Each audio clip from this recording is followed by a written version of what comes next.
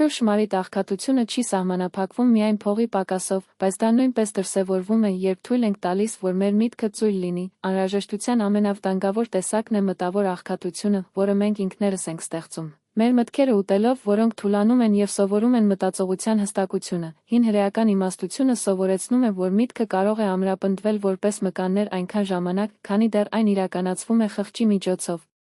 Գոյություն ունի մի պարզ սկզբունք, փորձարկված դարերի ընթացքում, ունակ է ձեր միտքը վերածել ընդամենը 7 օրվա, դա կախարդական կամ հրաշք խոստումներ չէ, բայց գործնականում այնքան հիմնական, որ դրա ուժը ճշգրիտ պարզության մեջ է։ Այս մեթոդը մտածում է ավելի պարզ, իմաստուն որոշումներ և ավելի կայուն կյանք։ Պատկերացրեք մի մարդ, որը ջուր է կրում ճեղքված կուժով, այնքան որքան նա լցնում է նրան, ջուրը միշտ կաթում է, այսպիսով, շատ մարդիկ ապրում են։ Դրանք կուտակում են գիտելիքներ, բայց կորցնում են նրանց այն սովորությունները, որոնք ցրվում են իրենց ուշադրությունը, թուլանալով նույնիսկ երբ ձգտում են, այս սկզբունքը հանդես է գալիս այս ճաքերի պես, ուսուցանելով հոգեկան ուժը պահելու և վերածելու էքզիստենցիալ հարստության։ Հրեա ընտանիքները այս գիտելիքներն են փոխանցում սերունդների համար, ովքեր գիշերվա ընթացքում հանճարներ չեն ստեղծում, այլ սովորություն զարգացնելու համար, որը տարածված միտքը վերածում է հզոր մտքի, ժամանակակից հոգեբանությունը հաստատում է։ Միտքը բորբոսում է իրեն, քանի որ այն կերակրում է։ Դանիել Քահնմանը խոսեց երկու մտածողության համակարգերի մասին։ Մեկ արագ, հուզական և ավտոմատ, մեկ այլ դանդաղ, արտացոլող և պահանջկոտ։ Երբ մենք չենք մտածում միտքը, այն գործում է միայն արագ ռեժիմով, անկումներով ընկնելով, բայց երբ սովորում եք դանդաղեցնել և կենտրոնանալ, մենք մեր միտքը վերածում ենք ուժի գործիքի։ Վիկտոր Ֆրանկլը հիշեց, որ նույնիսկ երբ մենք կորցնում ենք ամեն ինչ, մի բան մնում է, հանգստյան պայմաններում մեր վերաբերմունքը ընտրելու ունակություն, ուժեղ միտքը քաոսում չի խեղդվում, բայց դրա մեջ իմաստ է գտնում։ Այս սկզբունքը ամեն օր փոքր քայլ է, որը մեկ շաբաթվա ընթացքում արդեն ամրացնում է ինտելեկտը, դա սերնդի նորություն չէ, այլ հազարամյա ճշմարտություն։ Ժամանակակից մարդու մեծ խնդիրը մտքի մասնատությունն է, հարյուրավոր նորություններ, հազարավոր ծանուցումներ, մշտական աղմուկ, մենք կարծում ենք, որ մենք ապրում ենք, բայց իրականում մեզ քարշ են տալիս սովորույթներով, ոչ թե գիտակցված ընտրություններով։ Հրեական իմաստությունն արդեն նախազգուշացրել է դրա մասին թվային դարաշրջանից շատ առաջ, նա ուսուցանում էր. Անիմաստ միտքը ստրուկ է դառնում, մտածեք անիվի պտտվելով ավելորդ արագությամբ, առաջին հայացքից թվում է, որ լի է էներգիայով, բայց իրականում կորցնում է կայունությունը և ցանկացած պահի կարող է քանդվել։ Սա աշխատում է պատահական տեղեկատվության ծանրաբեռնված միտք։ Պտտվում է առանց շարժվելու։ Շատերը հոգեկան թուլությունը վերագրում են տարիքին կամ նպատակակետին, բայց իրականում դա սովորությունների արդյունք է։ Քերոլվերը խոսեց աճի մտածելակերպի մասին։ Եթե կարծում եք, որ միտքը կարող է վերապատրաստվել, այն զարգանում է, եթե կարծում եք, որ դա այնպես է, որ այն լճանում է, շատերի սխալն այն է, որ պետք է հրաժարվել մտավոր ուժից առաջ, նույնիսկ այն փորձում է զարգացնել։ Հրեա վարպետները երեխաներին սովորեցնում էին ամեն օր նվիրել բառերի, ընթերցանության, արտացոլման և կրկնության, նոտաներ չկատարելը չէր, բայց միտքը գործադրելը։ Նրանք գիտեին, որ մկանների նման, այն միայն ուժեղանում է շարունակական ջանքերով։ Ժամանակակից հոգեբանությունն ավելացնում է, միտքը գողանում են փոքր սխալներով, Եմս Մաքուրը գրել է սովորությունների զորության մասին։ Եթե ամեն օր շեղվում եք աննշանություններից, այն կդառնա համակարգ, միտքը ընտելանում է քաոսին, բայց եթե ամեն օր ուշադրություն դարձնեք օգտակար բառի, նոտայի կամ արտացոլման, այն նաև համակարգ է դառնում։ Մորգան Հյուսելը նշել է, որ պահվածքն ավելի կարևոր է, քան գիտելիքները։ Կարող եք իմանալ 1000 փաստ, բայց եթե ձեր սովորությունները հանգեցնում են շեղման, միտքը մնում է փխրուն, այն միայն ուժեղանում է, երբ գիտելիքը պրակտիկայում է։ Հրեական մշակույթում ընդմիջման համար սովորական ժամանակ կա, շաբաթը, դա պարզապես կրոնական ավանդույթ չէ, այլ զորավարժություններ, որոնք սովորեցնում են, թե ինչպես գնահատել ժամանակը և ուշադրությունը, մի օր շտապումից անջատելու և միտքը հանգստանալու համար, դա ժամանակի վատնում չէ, բայց ամրապնդվում է, մտքը ինքնին մաքրում է, այնուհետև ավելի ուժեղ է գործում։ Շատերը սխալ են հասկանում, որ ուժեղ միտքը պահանջում է տարիներ ուսումնասիրություն կամ հազվագյուտ նվեր, իրականում այն շատ անգամներ է ծնվել կրկնակի փոքր քայլերից, այդ իսկ պատճառով այս սկզբունքն աշխատում է 7 օրվա ընթացքում։ Դա պարզ է, բայց ուղղությունը փոխվում է, մեկ շաբաթվա ընթացքում միտքն արդեն ավելի պարզ է, քանի որ սովորությունը սկսում է համախմբվել։ Հրեական իմաստության հիմքը այն համոզմունքն է, որ բառերը իրականություն են ստեղծում, ամեն օր կրկնումը ոչ միայն ձևավորում է ձեր տրամադրությունը, այլ մտքի հենց կառուցվածքը, եթե ինչ-որ մեկը ասում են, ես չեմ կարող, միտքը ձգտում է հաստատել այդ թուլությունը, եթե ասում եք, ես կփորձեմ, միտքը լուծումներ է փնտրում։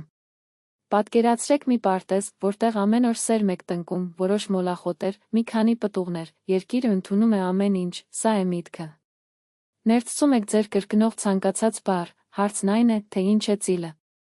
Վիլնյուսից երիտասարդի մասին պատմություն է պատկերացնում դա, նա միջակ ուսանող էր և հաճախ դժգոհում էր։ Ես շատ համր եմ, ձեր տերը մի անգամ ասաց։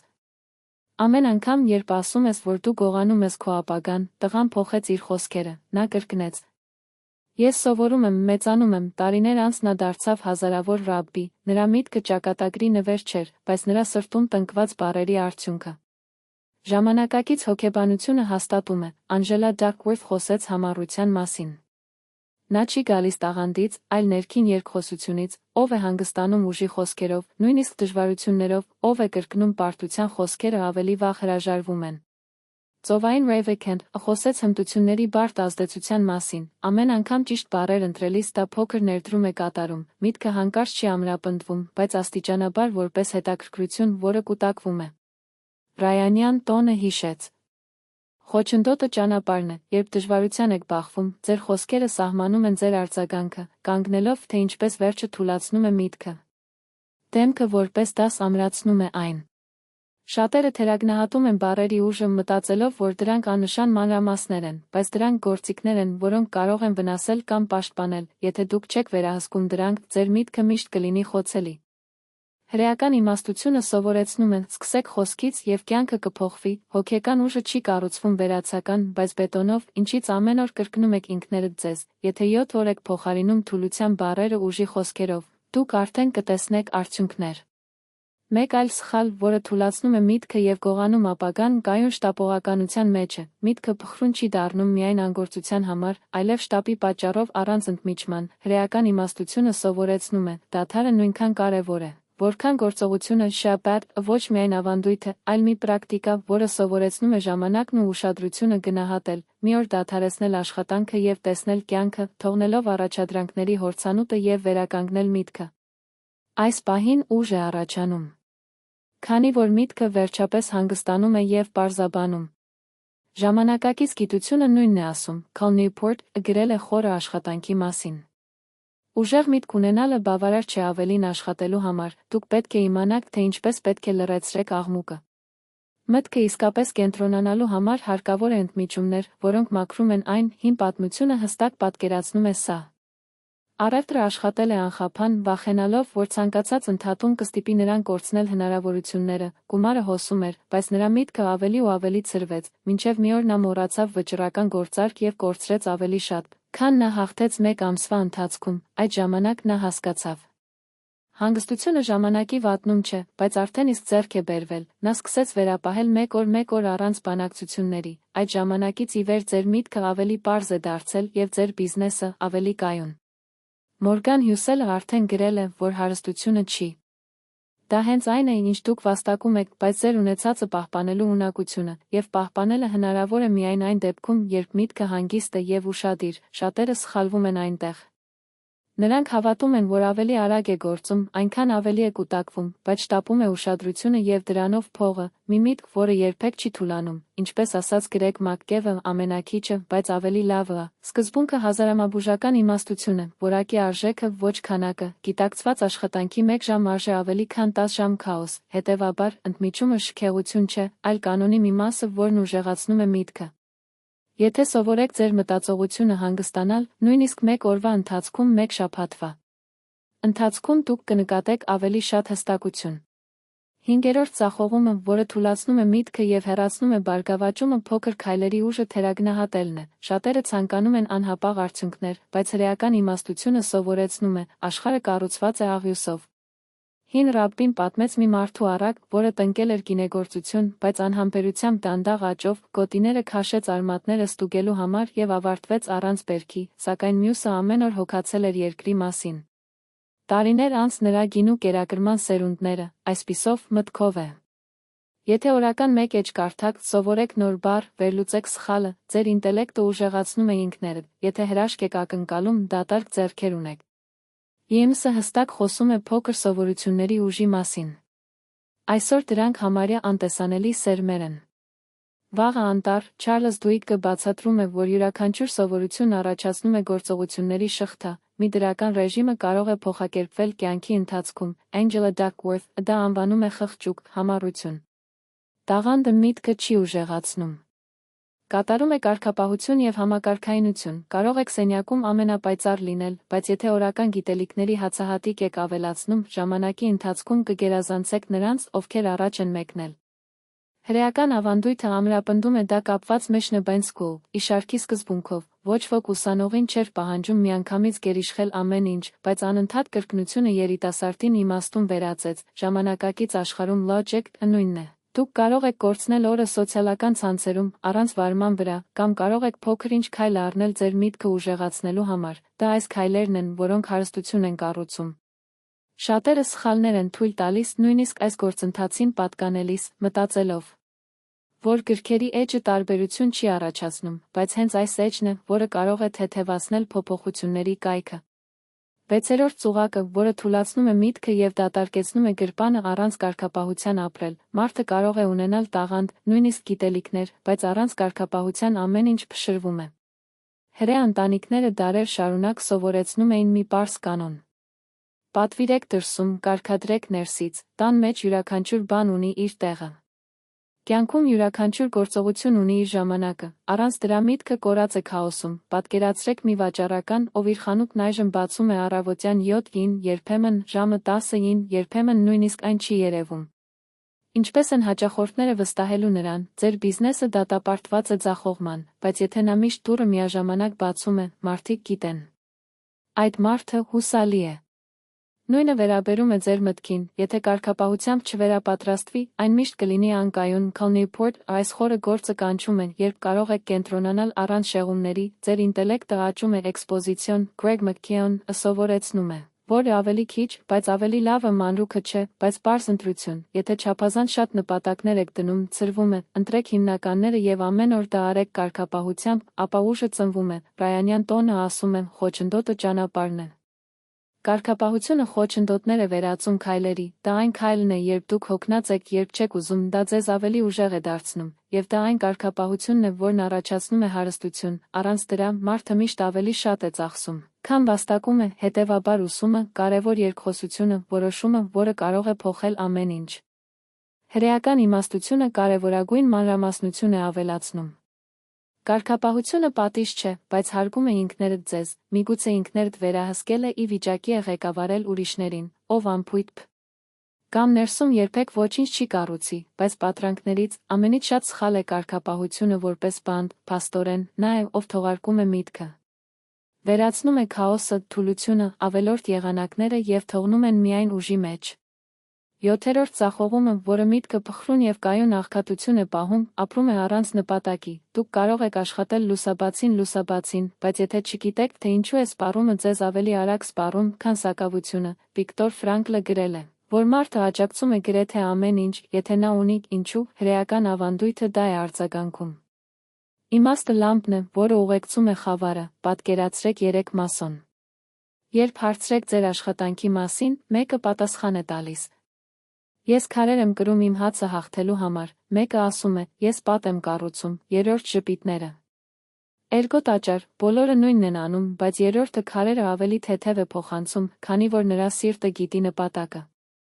Անիմաստ փողը դառնում է փոշի, կարող եք կուտակել, բայց եթե չգիտեք, թե ինչ է վազելու ձեր մատների միջև, երբ նպատակ ունեք, աջակցեք ձեր ընտանիքին, զարգացրեք ժառանգություն, օգնեք ուրիշներին, կյանքը վերաբերում է կյանքին և վերադառնում է ձեզ։ Սիմոն Սինեկը այս սկսեք ինչու, առանց դրա կյանքը դառնում է մրցավազք առանց ժամանման, դրանով յուրաքանչյուր մանրուք դառնում է ճանապարհորդության մի մասը։ Ահա շաբաթ, իմ մեկ այլ կողմը։ Դա ոչ միայն հանգստանում է, այլ կանգ առնելու և հարցնելու հրավեր, ինչու եմ քայլում, հրեական ավանդույթում հարստությունը երբեք չի եղել փողի մասին, խոսքը ժամանակի, ընտանիքի, իմաստի մասին է, մարդը կարող է վատ աղքատ լինել, բայց եթե նա նպատակ ունի, նա արդեն հարուստ է, հակադարձը նույնպես ճշմարիտ է, կարելի է շրջապատել ոսկով, բայց եթե հոգին դատարկ է, սա իսկական աղքատություն է։ Շատերը չեն գիտակցում, երբ ընկնում է այս ծուղակի մեջ, կրկնում է 3 վտանգավոր բառեր։ Շատ, եւ հենց այս խոսքերն են, որոնք թուլացնում են միտքը եւ գողանում ճակատագիրը, երբ ինչ-որ բանը այդքան շատ բան է անում, դադարում եք տեսնել իմաստը, պայքարել, երազել, հրեական իմաստությունը հակառակն է դասավանդում։ Թույլ մի տվեք, որ անտարբերությունը կարգավորի, ձեր բոցը պահեք, քանի որ դա ձեր իսկական գանձ է։ Ահա վերջնական գաղտնիքը։ Փողերը հոսում են այնտեղ, որտեղ կա նպատակ, գալիս եք թե ինչու են աշխատում, փախեք նրանցից, ովքեր չեն հետաքրքրում։ Հիմա մենք հասնում ենք կենտրոնի կետին, բոլոր որոգայթները, որոնք աղքատության մեջ մարդուն պահում են երեք կործանարար խոսքեր։ Ինձ չի հետաքրքրում, այս արտահայտությունը թույն է, այն քայքայում է իմաստը, ոչնչացնում է կարգապահությունը եւ ջնջում է ուշադրությունը, նրանք, ովքեր կրկնում են, չեն կարողանում կապը տեսնել իրենց գործողությունների եւ արդյունքների միջև։ Այն ապրում է այնպես, կարծես կյանքը կարող է հետաձգվել վաղը, բայց վաղը անընդհատ վերածվում է երբեք։ Հազարամյակային իմաստությունը սովորեցնում է, որ ճակատագիրը կախված չէ հանգամանքներից, բայց մենք արտասանելու ենք մեր մշակած մտքերը եւ մեր ընտրությունները։ Եթե անտարբերություն եք ցանում, բերքը դատարկ է, եթե դա բույսեր է հատկացնում, երախտագիտությունն ու ջանքերը, բերքը ուժ եւ առատ կլինի։ Այսօր դուք կարող եք առաջին քայլը կատարել փոփոխության, անհրաժեշտ չէ միլիոններ, բայց պարզ եւ ճշգրիտ գործողություններ։ Նախ կանգ առնել, հարցրեք ինքներդ ձեզ ազնիվ հարց. Ինչու ես ապրում, ինչու աշխատել, ինչու ես իսկապես փող եմ ուզում, պատասխան առանց արդարացումների։ Երկրորդ, վերացրեք ձեր բառապաշարից այն նախադասությունները, որոնք գողանում են ձեր էներգիան, դրանք փոխարինեք հստակության եւ ճանաչման բառերով, ասա ես կառուցում եմ իմ ժառանգությունը, ես ամրացնում եմ ընտանիքս, ես սովորում եմ ամեն օր ուժեղ լինել։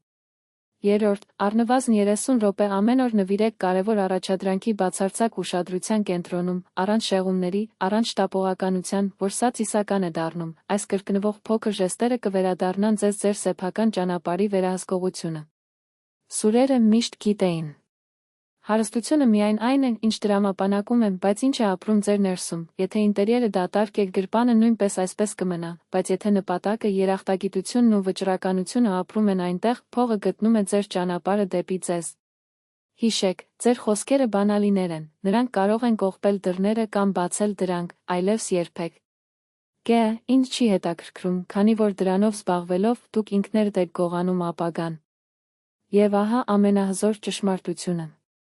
Դուք թույլ չեք, նա պարզապես մոռացավ այդ ուժը, կարգապահությունը եւ իմաստը հարստության իրական հիմքերը, հիշեք եւ սկսեք գործել, այսօր, առանց աղմուկի, առանց շոուի, միայն գործնական իմաստությունը, որը կիրառվում է, վերափոխվում է։